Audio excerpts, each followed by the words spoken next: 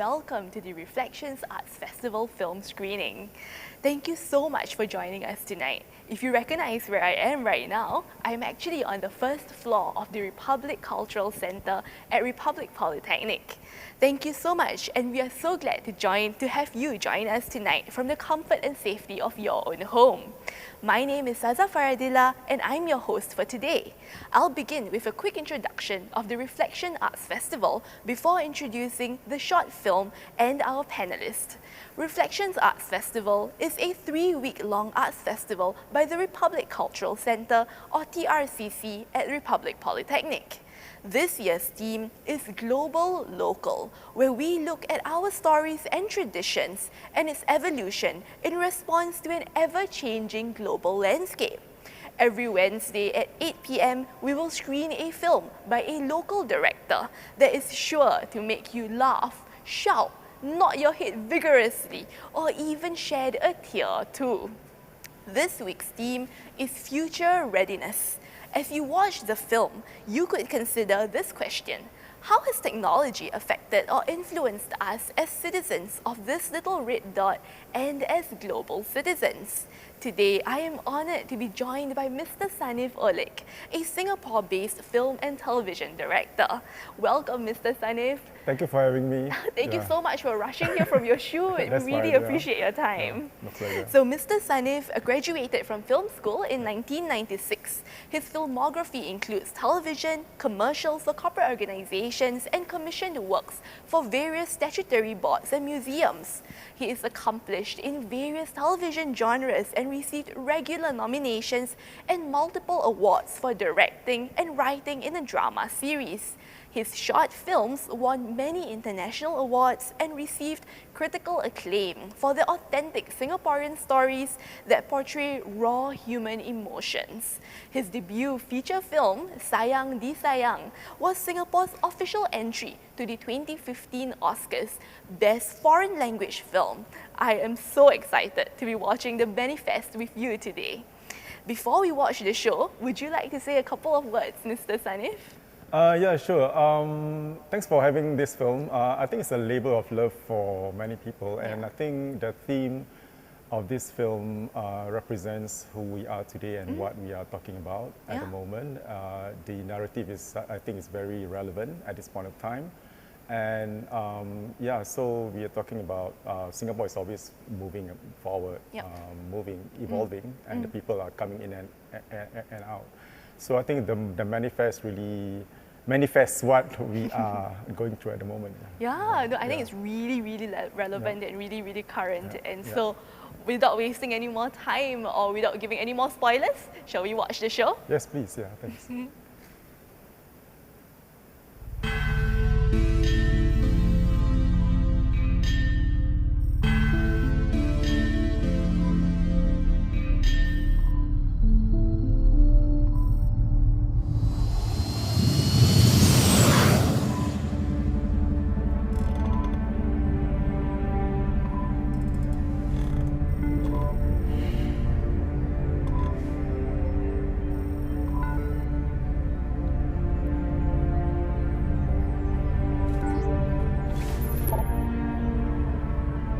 This is Commander Khalil Barrett of the RS-3 Interstellar to the Lazarus Island Command Center.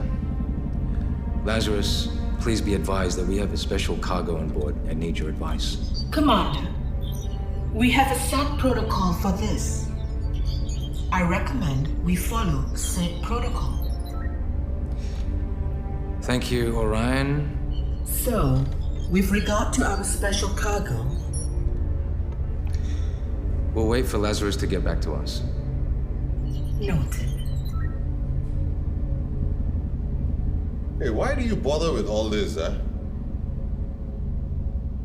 I mean, seriously, by the time this message reaches Earth, it will take a couple of months. And then by the time they reply and then it comes back, it will take another year or so, and I tell you, very long. Are you sure you're an astrophysicist? I know what I'm doing, Morgan. Hey, you don't call me Morgan, huh? Only my best friends call me Morgan. All right, Morgan. You call me Colonel. Call me Colonel. Man, I'm really tired. Okay, I am not in the right headspace to deal with your issues right now, so please. Oh, issues? What are you talking about issues now, huh? What are you trying to say? Nothing. Hey, hello? Why? You cannot repeat what you just said, is it? Why your balls got strung in the vacuum Oh, of man, this outer shut space, up. is it? All right, Orion, can you dump that cargo into the airlock and flush that crap into space? I'm afraid that the Interagency Space Debris Coordination Committee's guidelines prohibits us from doing just that, Commander. Under the UN Space Debris Mitigation Guidelines, specifically under Section 4, Guidelines 127... Get to the point, Orion. Well, in short, you're not allowed to dump anything into space, Commander. 500 million kilometers from Singapore, and I still can't frickin' litter. Hey, where you going? Huh? Kena tekan habis ni kena tahan, Like I said, I'm tired. Okay, I'm gonna go to my cabin. Can I go?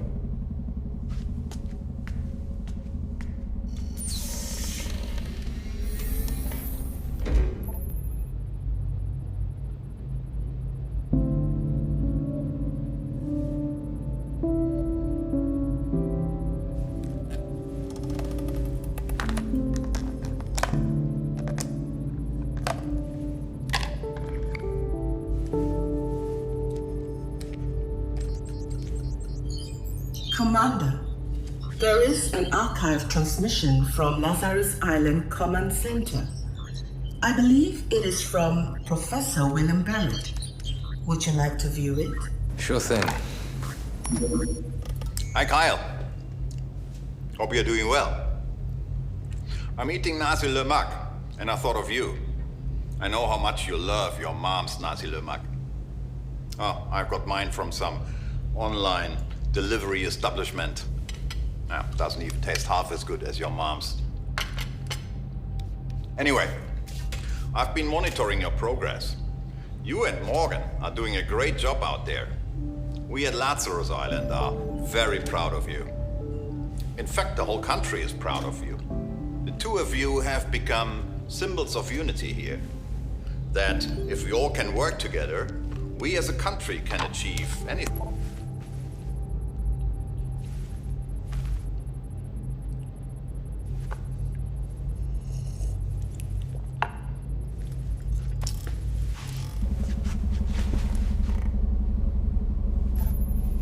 I thought you wanted to rest.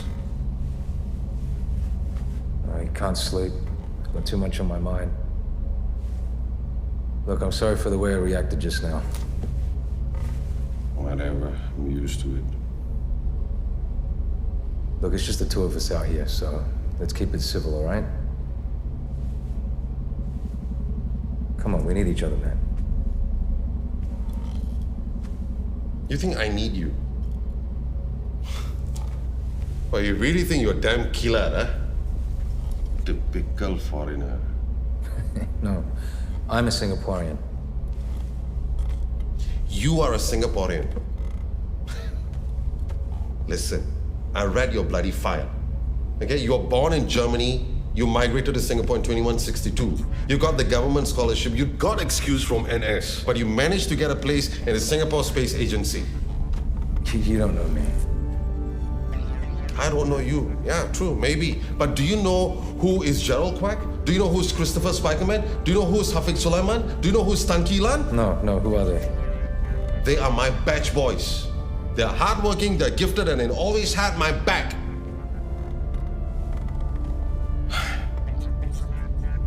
You don't know them because somehow they all managed to pass up on this mission. Wait. I worked my ass off to get into this program. Hey, we all know that you got into this mission because of your father, William Barrett, science head at the agency. You think I coasted my way through? No. Paid my dues. Don't judge me. I'm half Malay, I'm Singaporean, and have every right to be in this seat as much as you.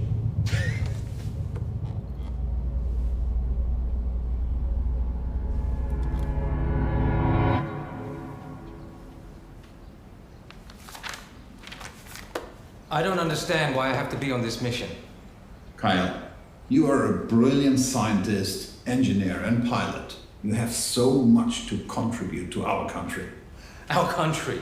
Something tells me that our country doesn't care about us. Well, the people of the agency have always cared. I'm not talking about the agency, I'm talking about people in general. All right? They don't want us here. I don't understand why we are here. We are here because this country needs my help for spearheading their interstellar missions. But more importantly, we are here because of your late mother.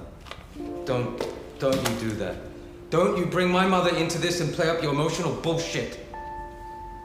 You can choose to believe it's bullshit, but that's your truth, not mine. Your mother wanted us to come back to Singapore. She wanted you to find your roots. We don't have any roots here. I used to have the same doubts as you. Wasn't sure if I fit in or find a meaningful life. I thought of giving up sometimes. But then she gave me this.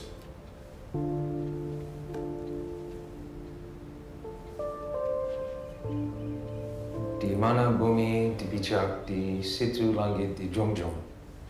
It literally means to uphold the sky where your feet are planted. It is about giving your all for the country you're in.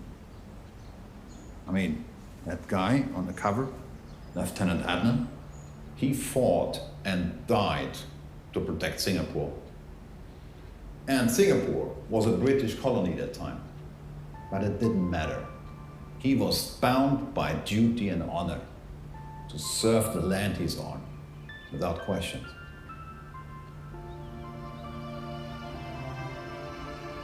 I really miss her, you know? Son, I know. That's why I've come to love this place. My heart is here. With your mother. Commander, are you all right? Yeah, I'm all right. That's good to know. I asked because you are tearing. And I've been programmed to detect tears as a symptom of depression caused by isolation.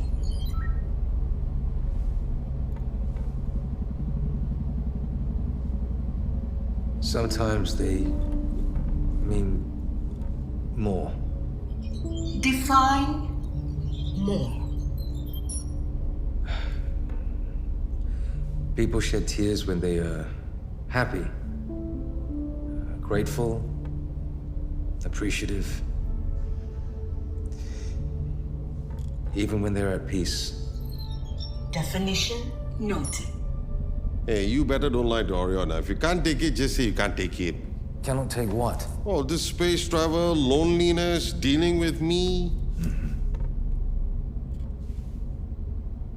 Actually, I really don't understand how they chose you as the commander for this mission. That's the problem, isn't it? That's why you've been an ass to me this whole time. Because you outrank me, and yet the people at Lazarus Island appointed me as mission commander. I am not the one who's crying out loud in outer space. Do you want to know why they picked me? I'll tell you why. It's because of your temperament. You are a brilliant soldier and pilot, a government scholar with a degree in engineering and astrophysics. Yet you're passed up for every high-profile mission. And do you want to know why? Yeah, because of people like you. How did you know all this? Because I read your file too. Stop blaming other people for your own issues, man. Instead of taking it out on others, for God's sake. Wow, not bad. You got it back. What? Got what back? Your guts to argue with me. Shut up, man. Just shut up. Okay, this is day 218 on RS3 Interstellar. System's good, all is good, no issues. I have a question for you fellas at Lazarus. Yeah. Why can't you put a female partner for this mission? I really don't understand. I really cannot tahan this fella. Really. It's the way he talks, lah. Throw, no.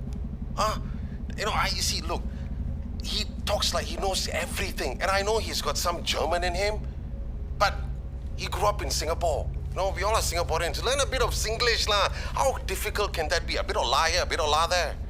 Ayo, I tell you. But all that said and done, he's got a good heart. Yes, I'm saying that is because if it was not for him, we would have lost that artificial gravity reactor. Yeah, so I would say that this mission really needs him. He's a good guy, yeah. Well, other than that, everything else here is good. But I'm still gonna stay with that point, okay? I would really like to work with a Kylie than a Kyle. You get it? All right? Other than that, this is Colonel Morgan, signing off from RS-3 Interstellar. Bye.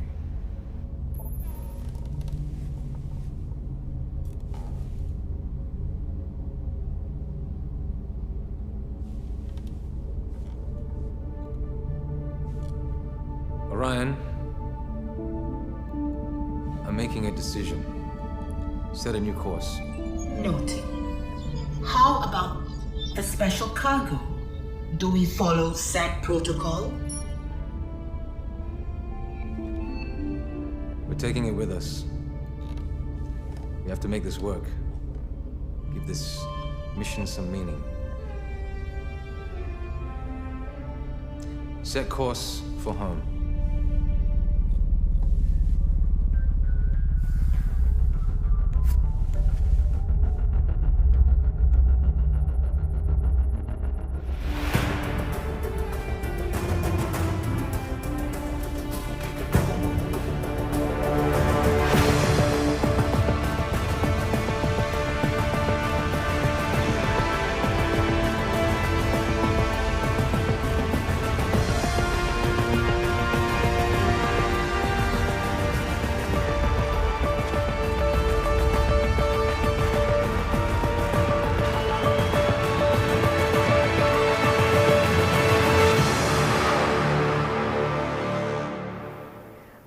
Enjoyed the film as much as I did. I really didn't see that twist at the end.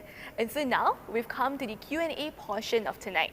So if you have questions for our director, Mr. Sanif, please feel free to drop your comments, your questions on the YouTube live comment section. And in the meantime, I'll ask the first question. So Mr. Sanif, your film was based on a logline from full-time national servicemen. Can you share a bit more about the collaboration for this and the inspiration? Okay, what happened was that back then, when the project first started, there was an open call, a national open call, and I think we received about 2,000 plus entries, submissions. And then from these 2,000, I picked one, which is from Thomas Goh. Initially, it was the logline. The original logline was something different from what you see. It's basically about these two guys who are talking about assimilation and integration. And then what happened was that when I got this logline, I discussed with Thomas, and then we had a conversation because I think for me, I need to see his process. Right. And then after that, we had a good chat. Then I spoke to my writer. So we had this long discussion. I wanted to do, I've always wanted to do something futuristic, right? And taking the story, I decided that, this conversation about assimilation and integration will not end. It will go on. It will go on and on. So I thought, why not we put the story way into the future? Because I think way into the future, there will still be conversations about this. Yeah. So I thought, okay, fine. And then the toughest part was actually how to close the story. Yeah, so it was, I think for me, I was mulling over it for about a few weeks. Oh, wow. I think it was only the last part. I was watching Space Odyssey, 2001 Space Odyssey. And then I realized, something just clicked. You know, it was one of those, you woke up in the morning and just, Eureka. oh yes, so that's how I got the ending lah. Yeah, so that was a good process. Yeah. I see. Okay. Yeah. No, you said that, you know, like these conversations will continue way into the Yes, future, yeah, right? yeah. It's so true. I think these conversations are especially kind of relevant and current right now as they are compared to maybe 50 years ago. Especially, you know, Singapore is opening up and all that. I mean, we've been seeing new friends from overseas living in Singapore. So I think this sort of conversation will go on. Yes. And it needs to go on. It just cannot stop because I think people are still coming in and there will still be conversations and all that. And every time something happens or people come in, there will be, you know, conversations way into the future. And I think and I think when Singapore is plugging itself into the global network, so I think it will go on. So I think. I'm glad that I did this film and just open up this sort of discussions. Yeah. How do you see these conversations like continuing to take place? Or like how do you think we can provide kind of support infrastructures perhaps for these conversations to take place in a maybe in a safe way or in a way that really challenges us? I think what we need to do as Singaporeans is that I know there's some resentment about all this. I think we cannot stop that from happening, but I think importantly, we need to educate our youth lah. And also I think most of the elderly, I think, because they come from that kind of era, I mean that era. Yeah. But then again, the education needs to go on, and especially it needs to start from school. And I think parents at home need to have this conversation. And I think importantly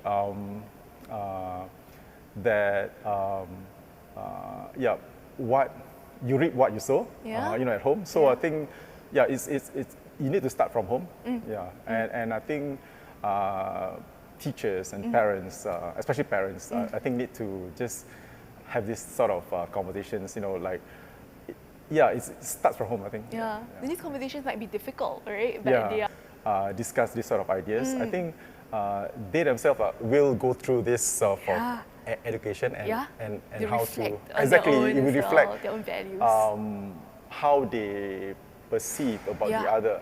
So I think and how they project themselves the children will pick it up. There's this so sort of like self-interrogation Yes, of exactly, our own exactly, values exactly, and principles, exactly. right? That's Which right, might be that's quite difficult to do. Exactly, But it's exactly. also what is key to like true diversity and inclusion. Exactly.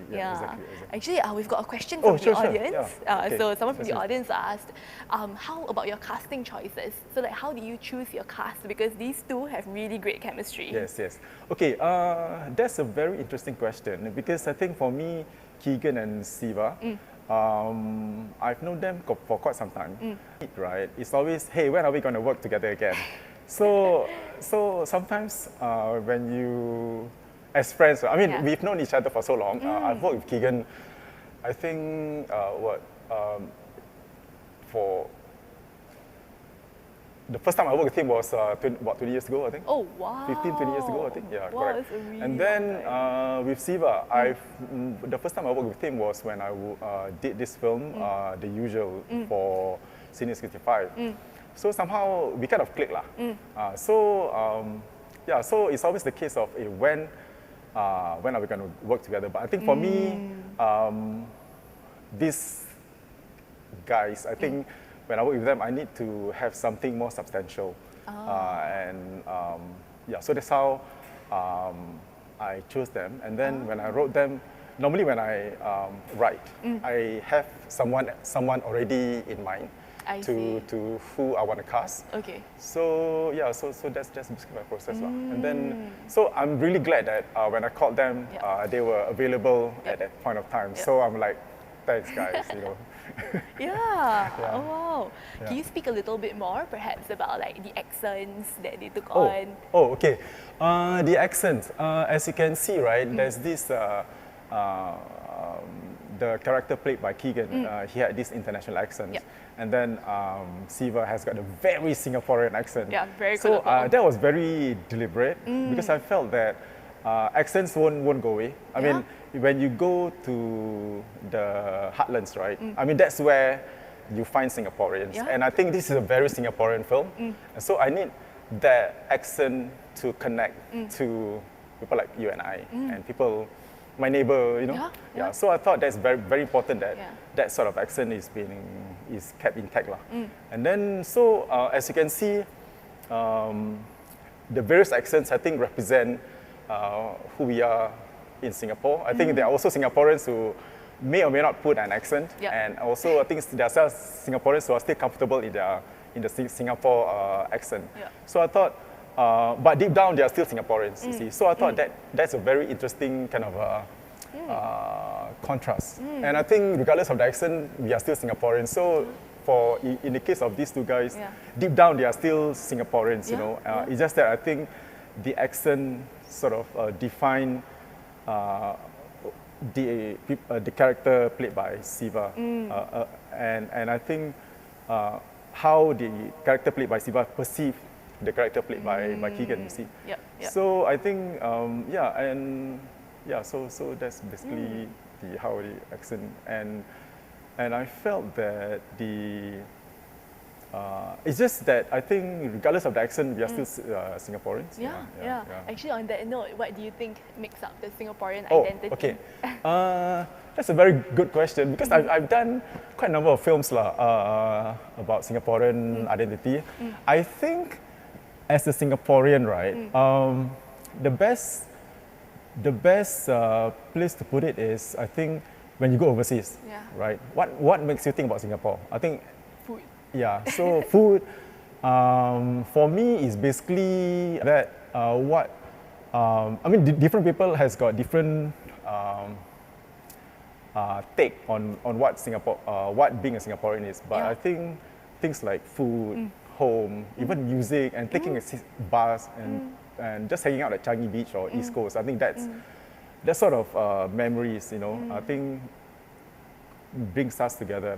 That's what makes us Singaporeans. I mean, things like, where's the best place to get nasi lemak? For me, it's like the one at Boon Lay, you know, because, you know, being a Boon Lay boy. And some people might say that, the best nasi lemak is at Adam Road. Adam Road, yes. Some may say that it's at Changi Point. So, you know, or some may even say that the best nasi lemak is the one cooked by the mom or the wife. Yeah. So it's those kind of memories, I think, which as long as it brings you back to Singapore, I think that's what home is. I see. Yeah, It's not important whether or not you know the best nasi lemak. Exactly. But that you yourself have an opinion on what's the best nasi lemak. Exactly. Yeah. I see. Yeah. We have another question Great. Yeah. from the audience as well, Cool. and they're asking like, will there be a sequel? Oh, sequel. Any part 2? Yes. Hopefully. I'm very keen to take this story forward, of course, into the future. Yeah. But then again, it would be interesting to sort of like just do a flashback, like you know, because I think these days, if you watch, people keep on. I mean, the stories keep on like going back and forth through the time scales. Like, for example, am I able to mention some movies like Marvel movies like Endgame and stuff? I mean, the timelines keep on jumping back and forth, right?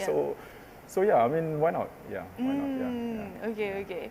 Is there anything that you're working on right now that you might be able to share? Okay, yes, sure. At the moment, in fact, right now, I just came back from my filming, and we were rushing from Bukit Merah all the way here. So I'm glad that I could make it in time. Yes, we are too. Yeah, exactly. Yeah. So I'm finishing this documentary about heroes, local heroes. You know, like some heroes.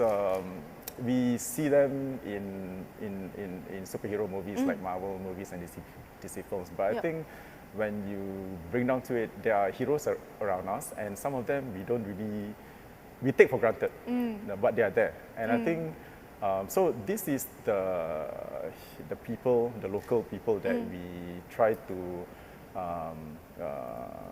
showcase, and I think you know, it's like give credit where credit is due. Yeah. And I think by bringing these people, by showcasing their work, hopefully it will inspire other people around us, to basically do good and just help one another. Yeah.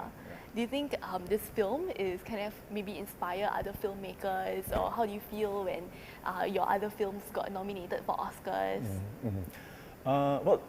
I think what happened was that for me, I choose to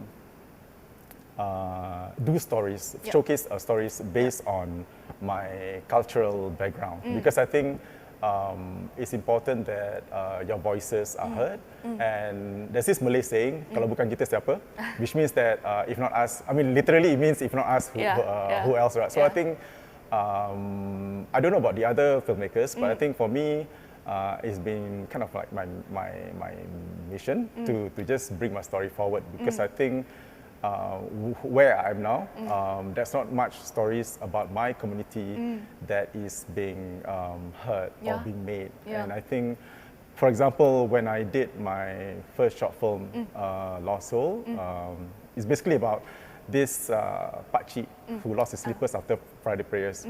So when I bring the stories, this film to the international festival, people were curious, not about the story, but they were asking me, hey, where are you from?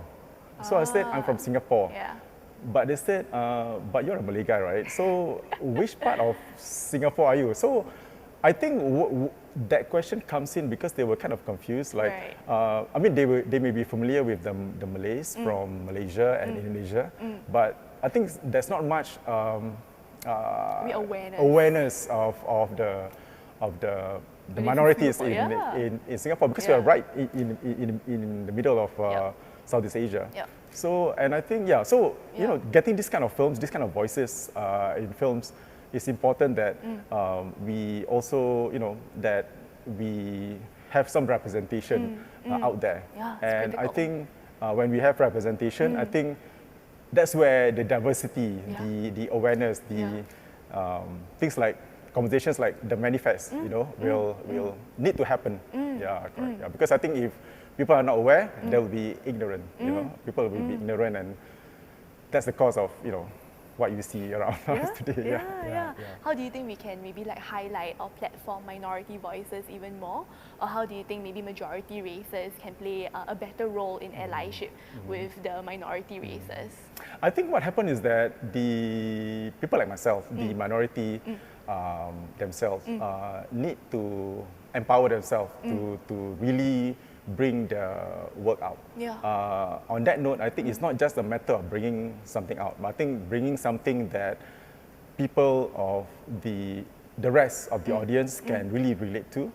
And I think there will be a certain point in the narrative, right, where people look at it and they don't see the ethnicity or the culture. It's about the human condition. The common human condition that the characters are going through. Which everyone can relate exactly, to, right? Exactly. And so, maybe when you first watch the film, the first 2 minutes, it's about this particular cultural demography. But after that, it becomes just about basic human story. So I think that. So I think for me, that's what I try to do. So it's just not I try not to be insular, but I think. Perhaps that's the way, because I think people need to, regardless of where you are, people need to connect to your stories when they watch the films, right? So I think, there needs to be a certain level of connectivity in the narrative. For example, we are from Singapore, someone from Africa, someone from Mongolia, you know, regardless of the, you know, they need to connect to the journey of the characters. Because like our cultures may be relative, but a lot of our like psychology and our human condition, like what you say, it can be universal. Exactly. So we have actually quite a few more questions from the audience. Bring it on. So Siti Mariam asks, out of all the films you've done, which is your favorite? She wants to watch it. I think the most accessible one at the moment, you can watch Sayang Sayang. It's on Netflix. It's on Netflix, Yeah, so please watch it. Why Netflix? Why Sanif Sayang? I think it's my first film, and you know what I said, when it's the first film, there's always this, The firstborn, right? the firstborn, yes, correct.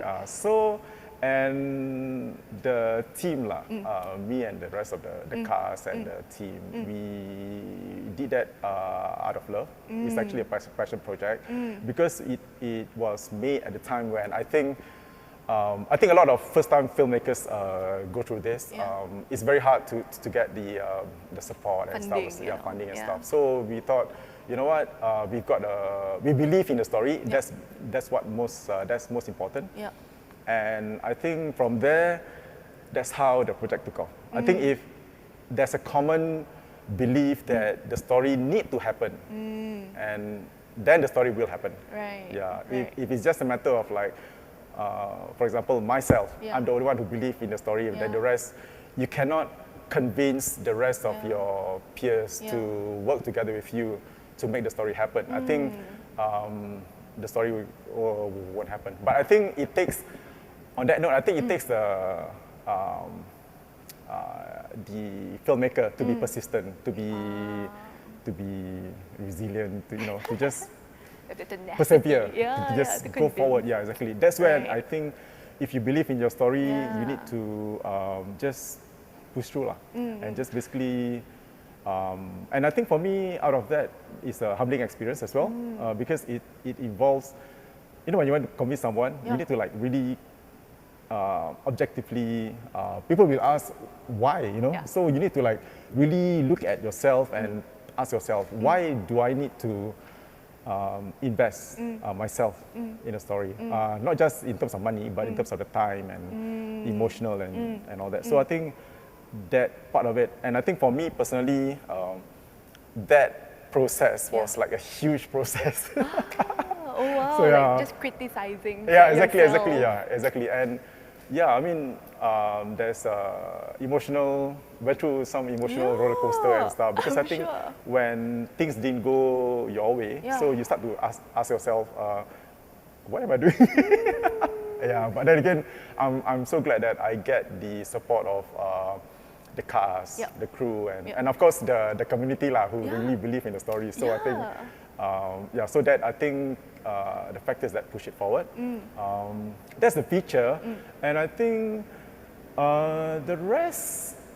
Okay, other than that, I think I think all the films are my love story at different stages of my life, right? The story to yourself or to other people or to the community at large? to myself. Okay, because when I wrote those stories, right, it happened at different stages of my life.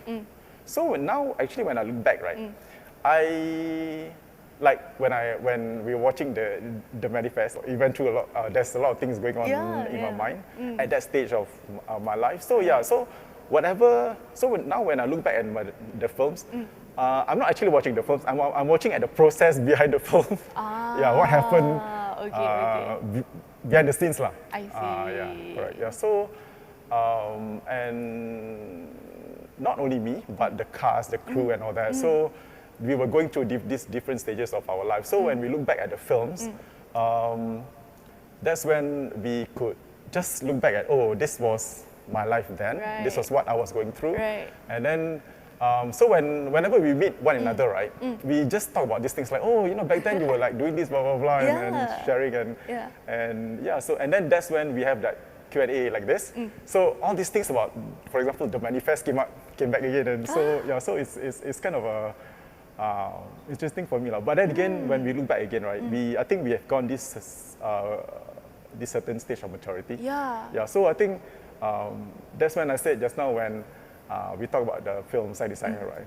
I think right now, if you ask me if I want to go through that again, I think I'm not gonna. Oh, really? I'm not sure whether I have the energy. Okay, Yeah. It's not that I okay. don't want to go through I again, see. but just that I'm not sure whether I have the It energy was to. a lot of effort. Exactly. Right, To just go through that whole process again, but Yeah. I think now I'm kind of wiser, so to just work on it smartly, lah. Okay. We have another question Oh, about great. your own favorite film. Oh, okay. And why? And I'm sure the list must be long, right? Yes, But yeah, maybe correct. just a couple of them. Yeah. One film, if I can, yeah, it's the Leon the Professional, I think. Okay. Leon. Is this film by Luc Besson? It came out when I was just graduating from film school, actually. Yeah, because for me, it has got that whole film narrative, as in the cinema, what cinema is all about, and at the same time, it straddles between commercial and art house lah. So that's what I like about the film, and things like, I mean, Luc Besson has got this fantastic visual sense, and in that film, there was a lot of scenes where the shots still remain in my head, which somehow I kind of used in my projects, future projects. Inspiration. Current project, yeah. Yeah. I use that as an inspiration for my I project. see. Yeah. Okay. So getting back to this film, right? Okay, yeah. What was the directing process like for this film? The directing process, I think it was quite, we had rehearsals for one day, rehearsals and script read for one day, and then after that it was just go, that's it. So for the next time that they met was during the on-site itself. During filming. Okay. Because I think for me, the best part about having the cast who knows one another so well, and I know their work and all that. So I just felt that I don't want to control so much of how they want to portray the characters, because for me, I think first and foremost, when I write my stories, as I mentioned, I already got this person in mind. So for me, in terms of the acting, right, I don't really want to I would like to have the person to bring realism into the character, and I don't want them to act so much. So basically, what you see, right, is how you see them outside when you talk to them. That's how they speak. Okay. That's how they act. Yeah. So very authentic. Then. Exactly. So but of course, if you don't know them, right, you thought that they are acting, but actually that's how they are when you speak to them outside. Yeah. I see. Yeah, correct, yeah. Okay. So with regards to Siva and Keegan, that's how I know them. So when I wrote this, when me and writer, right, Mahfuz wrote the Mahfuz wrote the story, I chose, I think I have to get Siva because this is that's the kind of mannerism, the kind of person that I know that that he is. Yeah. At least how when I meet them, and then so I thought, Keegan, he's good in that kind of, he's the person that you see them on screen is how they are on when you meet them in person. I see. So that's the directing, I think. In terms of the scripting, I kind of, although there's a script, but I let my actors to just improv or ad lib if they are comfortable. Yeah. And then the rest are just free flow, because I don't really like to control so much of how the actors bring their characters. You mentioned earlier that Siva would like tekan. Yes, exactly. So what happened was that I remember during the table reading, right? They were basically just bantering and ad-libbing the script, right? And I remember, I think Siva and Keegan, they were basically just trying to stir one another. So they were improving some lines and stuff. So they just basically. And so when I see that, I was like, wow, okay, I think I've made the right choice to get them. Yeah. So when you see them in many of the scenes, they were just like pushing one another. So I think that's very, very, very authentic. Yeah. I see. Okay. So it was good. Yeah. So we've got another question from the audience. Okay. Like, what keeps you going? Kind of, what are your motivations or passion for filmmaking? I think for me, what drives me forward to do more films is because there are always things happening in front of me, around me, and I think I need to bring these issues to a platform where everyone can just sit down and watch and discuss rationally. And I think, yeah, these issues will never go away. This always happening because when for example, simple things when I sit having teh tarik on a hawker center, right? At a hawker center, there's always things happening, and sometimes like even simple conversations or simple, I'm not saying I kepo lah, but when people accidentally over here, right? So that's when I think that it triggers some memories from that conversation. It triggers my own memories about something else. You see? So that's when I think, those are the things which drive me to make more films, and I think I just need. It's important that these stories are brought, these issues are brought forward, always told, so that people just basically to acknowledge them, and also I think it brings conversations. That's important. Yeah, and conversation is the way that you kind of reach out to people. Exactly. And you connect with others. Exactly. Yeah. For example, like during COVID, right? During the CB, so there was always these stories, personal stories that you hear because of CB, and because when we are in a lockdown, you only hear, it's lockdown and something else, but I think it affects a lot of stories. For example, recently, I think it was in the news or some in social media where the couple they were from Malaysia, right? But from JB, but the husband works in Singapore and he hasn't seen his family for like the longest time. So what they did was something really touched me because the husband went to Woodlands at this point when they can see the wife, and they were like waving to one another. I was like, wow, that's something. And when you look back at the stories, like they've been. I mean, I think the husband must be the breadwinner. So they haven't seen one another for like 8 months or something. And to think that they were just waving, hey, I'm here. It's like, wow, that itself is just something quite moving. And then like the story behind that, right? Exactly. Really has to be something quite evocative. Exactly. They do that. What do you think is kind of the future of the local film industry? Oh, I think the future, that's a very good question. I think as long as people like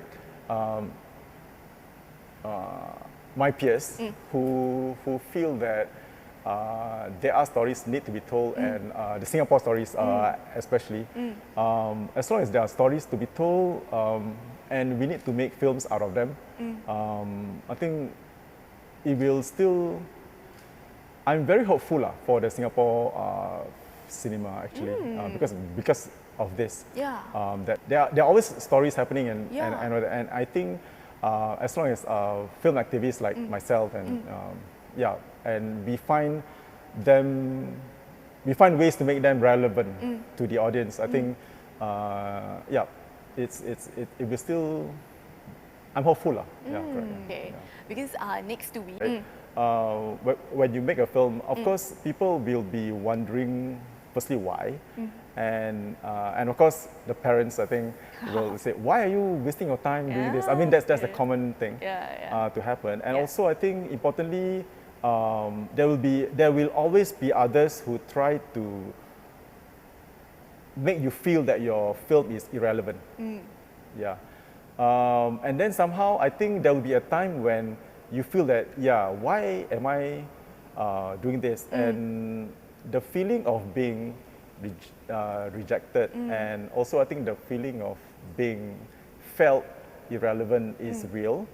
But I think for me, what I did was that as time goes by and conversations with the other filmmakers, I realized that yes, we have diverse opinion, but there will always be people who try to bring your story down or just make you irrelevant. But I think as long as you believe in your story, that's where you just have to be strong and just believe in your story and just go forward. Okay. So would you say you have like a strong support network? Oh yes, of course, as you produce the films? Correct, That's most important lah. I think that fellow filmmakers or fellow storytellers support one another.